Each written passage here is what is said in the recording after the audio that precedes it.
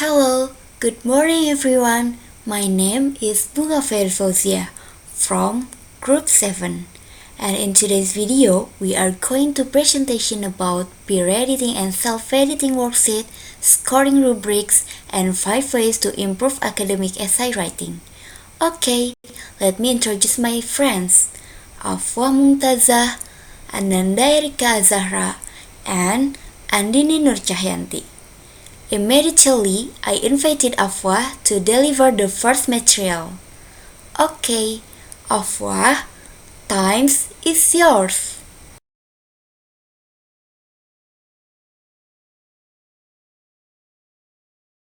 Okay, thank you, Bunga. My name is Apwa Mumtaja. I'm from class 3A. I will explain about fair editing. Adapun fair editing ini menjelaskan tentang mengedit tulisan atau cara untuk memperbaikinya. Kesalahan ini mungkin termasuk salah eja, kesalahan tata bahasa, dan masalah kejelasan. Jadi, fair editing is an interactive process of reading and commenting on a classmate's writing. You will exchange rough draft with classmates, read each other's work, and make suggestions for improvement, ask the worksheet for each assignment, and answer each question. Write your comment on the worksheet or on your classmates' paper as your instructor directs. Okay, advice for fair editor. The first, your job is to help your classmates write clear, focus only on content and organization. The second, if you notice grammar or spelling error, ignore them. It is not your job to correct your classmates' English. The third, don't cross out any writing, underline, draw arrow, circle thing, but don't cross out anything. The fourth, make your first comment a positive one. Find something good to say. The fifth, if possible, ask a colored pencil or ink. The last, the writer might not always agree with you. Discussion your different opinions, but don't argue and don't hurt your classmates' feelings. Okay, that's enough explanation from me. More or less sorry if there is an error in pronunciation. Then discussion from Ananda.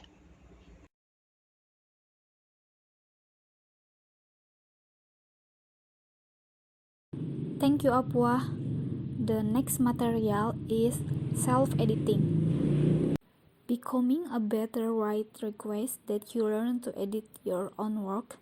Self-editing involves not just checking for spelling and grammar errors.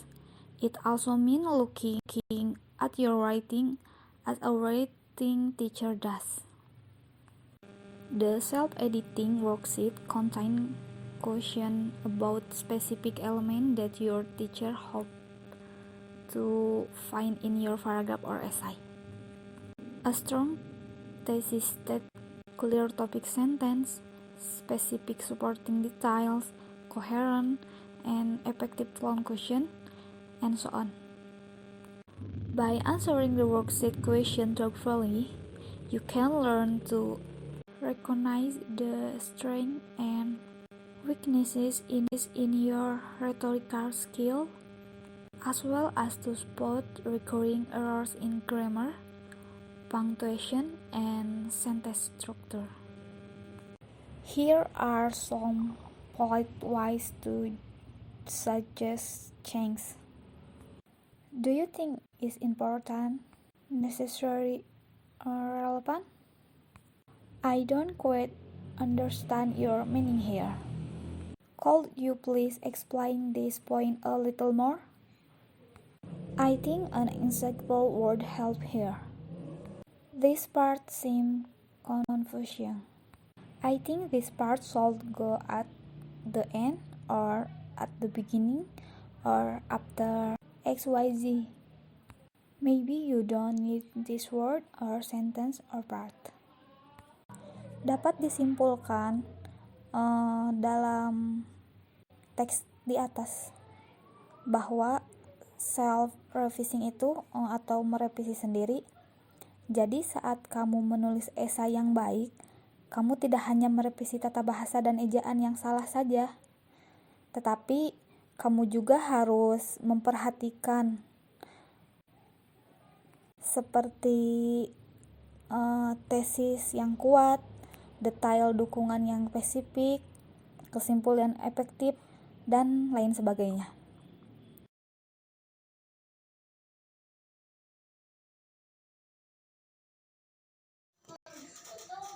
Bismillahirrahmanirrahim. Assalamualaikum warahmatullahi wabarakatuh. Let me introduce myself. My name is Andini Nur Cahyanti. So thanks before Bunga Fairuz Fauziah give me time to little explain about per-editing and self-editing worksheet scoring rubric. Nah, jadi per-editing and self-editing worksheet scoring rubric ini tuh ngejelasin salah satunya itu ada scoring rubric. Nah, jadi scoring rubric itu apa sih? Nah, jadi when grading papers, writing teacher sometimes assign point of each writing skill. The first rubric is for scoring paragraph, and then the second one is for scoring essay. In each rubric, the left column shows the maximum number of points possible for each item. Teacher may duplicate this form to use when scoring student work. Nah, maksudnya apa sih rubrik ini tuh?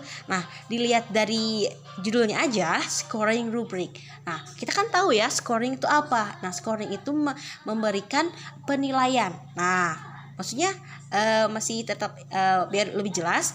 Maksudnya itu memberikan penilaian itu kayak gimana sih? Jadi kayak memberikan poin. Nah, memberikan nilai dan memberikan poin itu maksudnya kayak gini. Kan biasanya teacher or lecturer tuh give a assignment for student. Jadi kayak suka ngasih tugas kan. Nah, jadi scoring rubric ini itu bisa dibilang sebagai poin-poin atau penilaian yang setiap kali guru berikan atas keterampilan menulis siswa gitu. Nah, jadi scoring rubric ini tuh dibagi jadi dua, ada scoring paragraph, ada juga scoring rubrik esai. Nah, tapi paragraf sama esai itu tetap sama aja gitu. Cuman perbedaannya itu kalau paragraf itu lebih terperinci. Kalau esai ini tuh lebih terperinci. Nah, kalau paragraf hanya menyebutkan poin-poinnya saja gitu. Tapi tetap sama kok bentukin gitu. Kayak di halaman 196. Nah, ini tuh contohnya itu scoring rubrik paragraf. Nah, esai pun sama tetap kayak gini. Cuman yang membedakannya itu adalah di setiap penjelasannya itu mendetail gitu. Kan namanya juga esai. Jadi dijelasin, dipaparin. Jadi ini tuh enggak cuman dipaparin poin-poinnya aja gitu. Nah, kan kalau yang paragraf ini tuh ini kayak contohnya kayak there is a title bla bla bla etc. Kan ada 5 poinnya aja kan. Nah, kalau esai itu dijelasin gitu. Tapi tetap di sisi sebelah kirinya itu disebutkan nilainya berapa, terus di jumlahnya ada berapa, terus bagian paling bawahnya itu ada grand total ini tuh disebutin dari jumlah semua ini tuh ada berapa gitu. Nah, anggap aja format terus kayak konteks kayak gini tuh mata kuliah gitu. Kayak misalnya essay writing, grammar structure, listening, reading, and then etc. Anggap aja kayak gitu. Nah, terus scoring rubrik paragraf ini juga ini tuh dibagi lagi jadi beberapa. Nah, salah satunya itu ada paragraf format, paragraph structure, narrative paragraph, and then descriptive paragraph. Nah, terus esai juga sama, ada pembagiannya. Nah, esai juga esai pun dibagi juga gitu, kayak paragraf. Nah, tapi esai juga ada disebut sebagai organization, opinion essay, and then dua. Kurang lebih ada 2. Nah, jadi kalian kalau misalkan masih bingung tentang pembagian paragraf dan esai, kalian bisa langsung lihat di halaman 198 sampai bawah. Dan itu di situ dijelasin. Nah, tapi tetap sih gambarannya kayak ini, kayak scoring rubrik paragraf ini, cuman yang membedakannya itu tadi penjelasannya, tapi tetap kok penilaiannya mas tetap sama aja kayak ini gitu. So maybe enough will be explained. So saya serahkan kembali ke Bunga Fairuz Fauzia. Okay, thank you Andini. Hello, welcome back with me, Bunga Fairuz Fauzia, in last section. In this section, we are going to look at 5 ways to improve academic essay writing. This doesn't have to do with when you write a letter to your friends. We are talking specifically or academic writing. So, let's get started. First tip on how to improve writing is do not use contractions. So, what is a contraction? A contraction is a shortened form of a word or group of words that omit certain letters or sounds. In most contractions, an apostrophe represents the missing letters.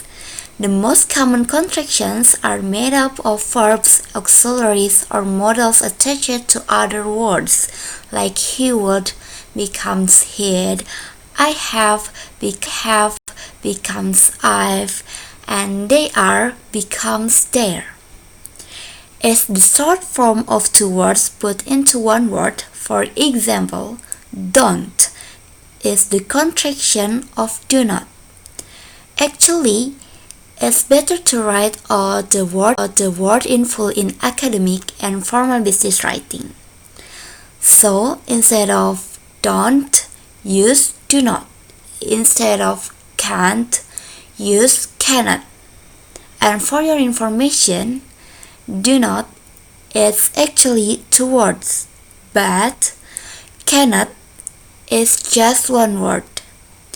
Shouldn't becomes should not, couldn't becomes could not, wouldn't becomes would not, isn't becomes is not, haven't becomes have not, and hasn't becomes has not.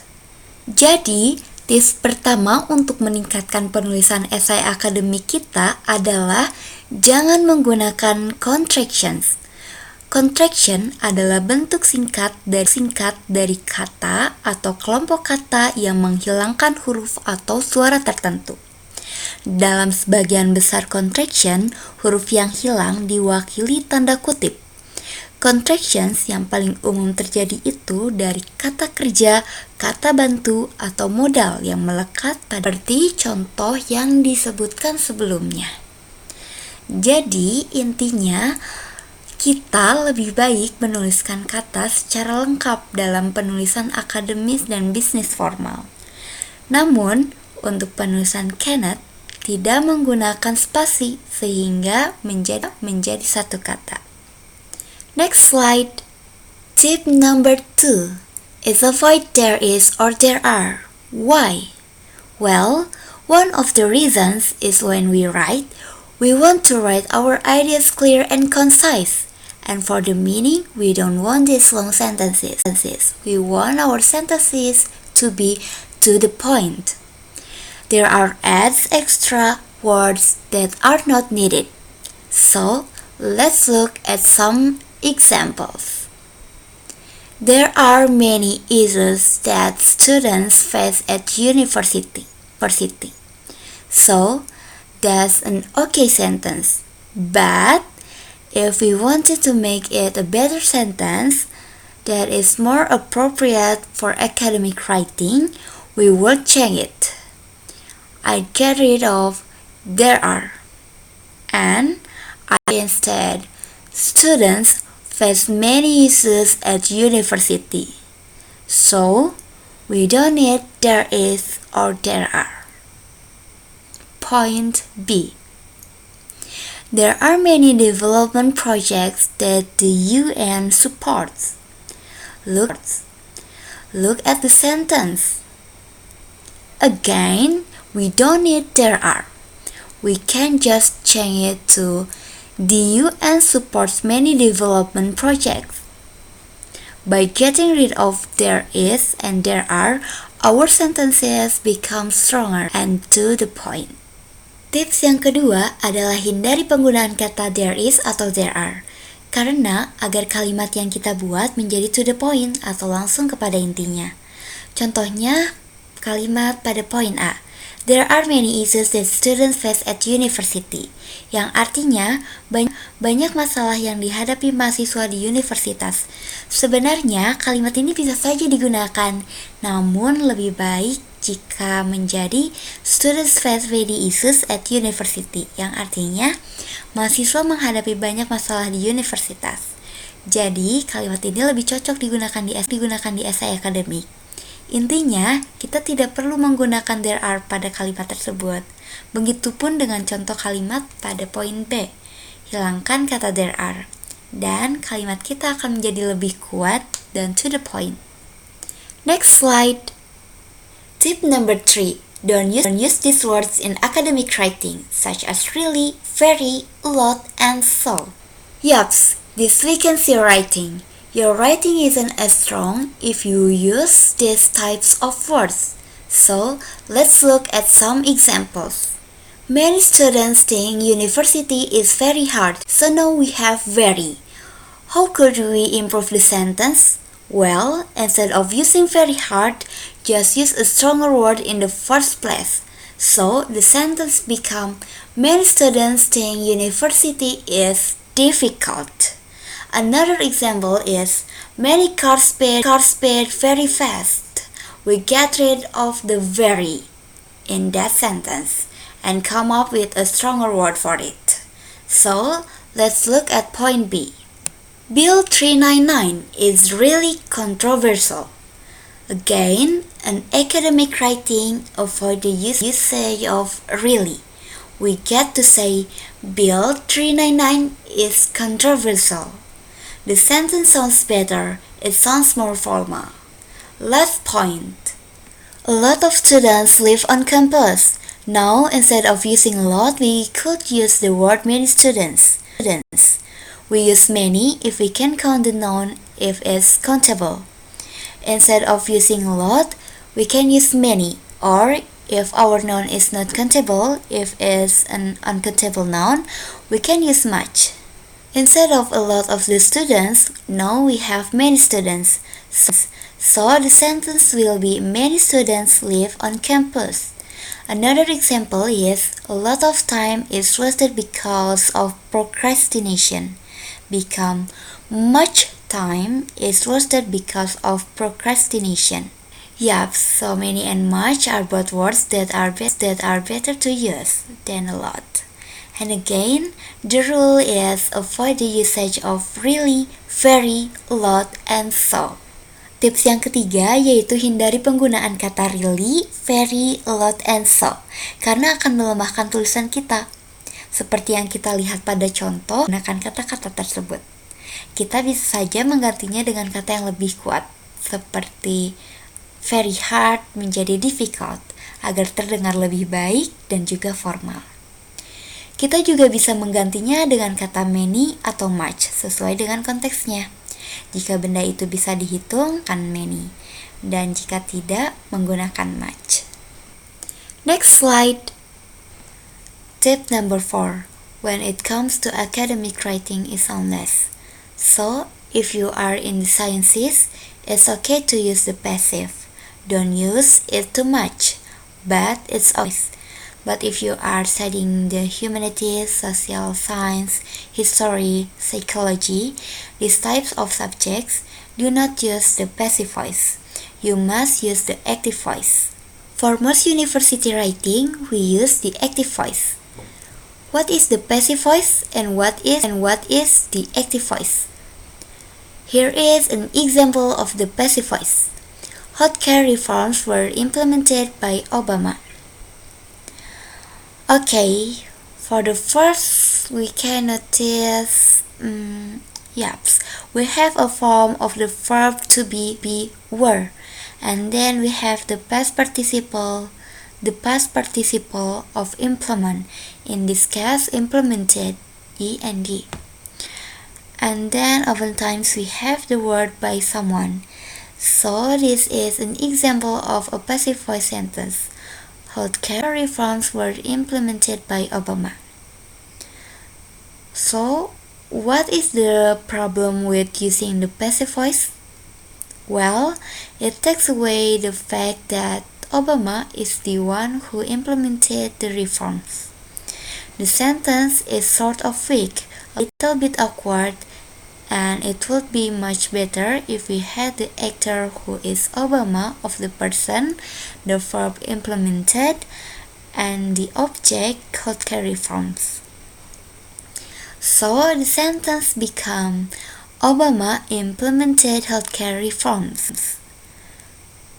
Yup, this is the active voice. So if you can have the subject and the verb, then the object instead of the passive voice. Another example, if I were in the passive voice, I would write the word was. Over here we have the form of the verb was. One hears the past participle win by another keyword, the friend. The word was won by the friend. So, this is again a passive voice sentence in the passive sentence. But it's still a little bit weak. In academic writing, we want strong sentences, and a strong sentence has the actor or the person performing the action at the beginning of the sentence. So, instead, a better sentence would be the French won the war. Tips nomor 4 adalah menggunakan kalimat aktif. Sebagian besar penulisan esai di universitas menggunakan active voice, kecuali kita berada pada bidang sains. Itu pun tidak dianjurkan menggunakan kalimat pasif terlalu banyak. Jika kita menggunakan passive voice, maka kalimatnya akan sedikit lemah dan juga canggung. Dalam penulisan akademis, kita menginginkan kalimat yang kuat, dan kalimat yang kuat memiliki aktor atau orang yang melakukan tindakan di awal kalimat. Next slide.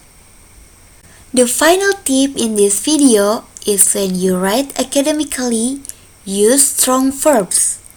Okay, so what is the strong verb and what is a weak verb? I'm going to give you an example. I could say, he gave assistance to my friend. Okay, this is a very weak way of saying he gave assistance to my friend. And a stronger way, I could instead just say, he assisted my friend. So, what is the difference between these two sentences? Well, in the first sentence, assistance is a noun. So, a better way to write this sentence anytime you have a verb gave and a noun assistance. And you look at the noun and it could be as on verb, use this in a verbal form instead. So, for example, he gave assistance should become he assisted. Okay, so this is stronger. Let's look at another example. So here I have a weak verb, made an objection. He made an objection. Okay, so again we have a verb made and then a noun objection, but objection can be as our verb. So to make it stronger, we get rid of made and return objection into its verbal form, objected. He objected. So he objected is better than he made an objection. Another example, here we have our example of the weak verb. She conducted an investigation. She conducted an investigation, but when I look here, I see the word investigation And I think that investigation, does this noun have a verb form? Well, yes, it does investigate. So, instead of saying conduct an investigation, she investigates something a lot better. It's stronger. Okay, finally, for a fourth example, the weak verb is did an audit. They did an audit on Wesley Snipes. Maybe they did an audit on someone. So, again, I see the word audit. So here's a verb did, and here's a noun audit.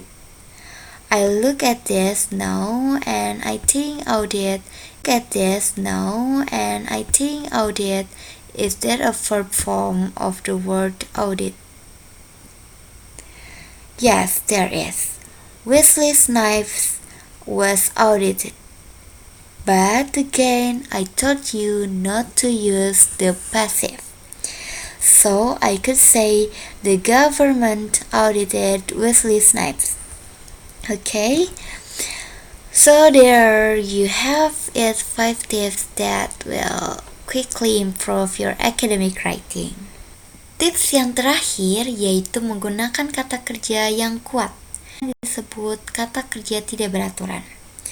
Kata kerja yang kuat adalah mereka yang mengubah vokal untuk membentuk bentuk lampau atau past participle ataupun keduanya dengan berbagai cara, tetapi paling sering dengan mengubah huruf vokal dari bentuk present tense seperti